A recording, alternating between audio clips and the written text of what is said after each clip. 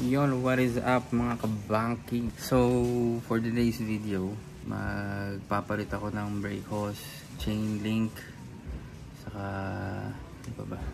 Nakalimutan ko, i-vlog ko pala itong pinagkakagawa ko. So, ito yung mga pinagbibili ko sa Ace Precision. Ayan. Tapos, head bolt. Ayan. Chain link. Ayan. Tapos, plate holder. At syempre may binigay silang RCB, ang dami ko ng ganito. At sticker ng Ace Precision. So magpapalit tayo ng brake hose ngayon. Laluwagan ko na. Ayan. Nakabukas na rin yan. I-bleed ko na lang mamaya. Pero yan, pakita ko sa inyo kung paano ako magpalit ng ng brake hose. Naka RCB ako, pero mahaba kasi, saka hindi ko gusto yung pagkakaano. Saka luma na rin. Meron na rin siyang mga kung ano-ano sa yan. Samahan nyo akong magkalikot ng motor. Yan.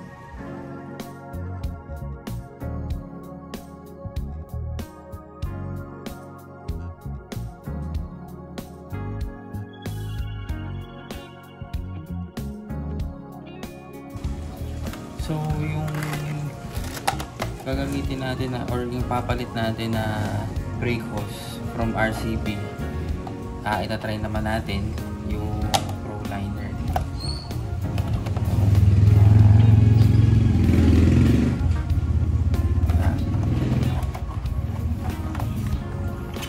Since naka ProLiner tayo na Bucho or 5, yan. Siya.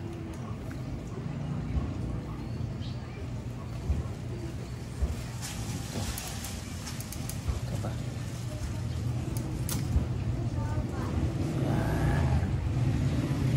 So ito yung ipapalit natin.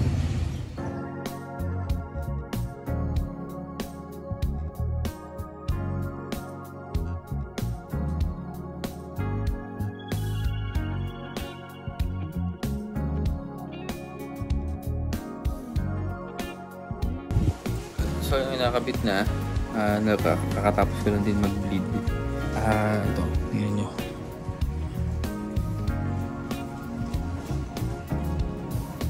Ganyan ang pagkakapagod ko sa mas trip ko yung ganyang pataas, mas pansinin.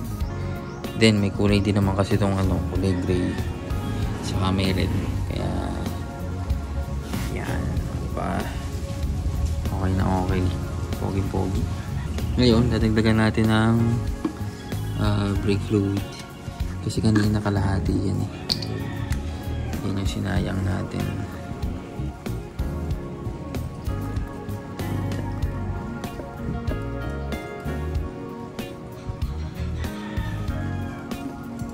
Bakit masyadong punuin? Yan.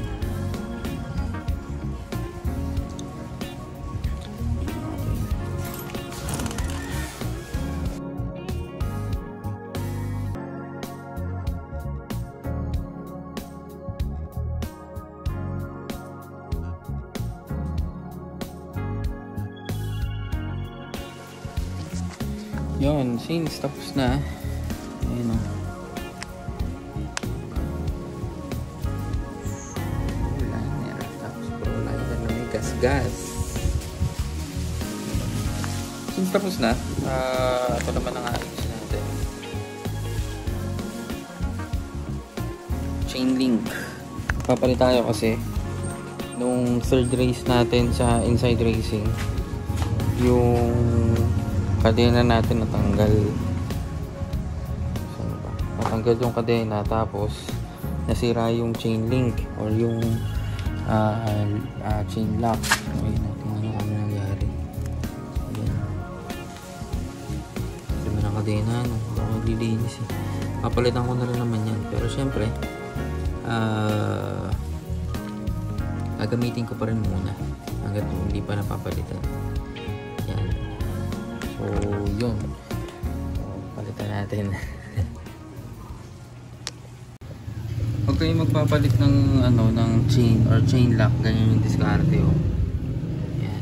lagay nyo dito, wag dito sa banda, wag dito sa part na to. Kasi magdudumi pa, malalaglag pa yung kadena. So lagay nyo dito sa sprocket. Yan, tapos dyan nyo palitan yung chain lock. Yan, ganyan. Ha?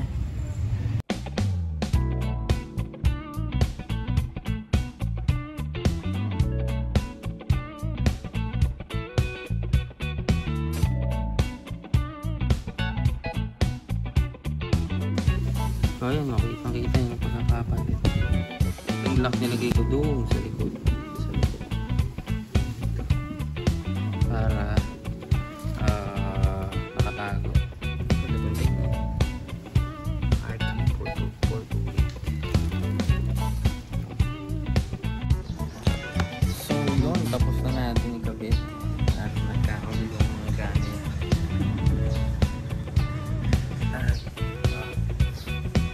So yan, okay na. Nakabit na natin pro liner na brake hose. Tapos yung problem sa chain set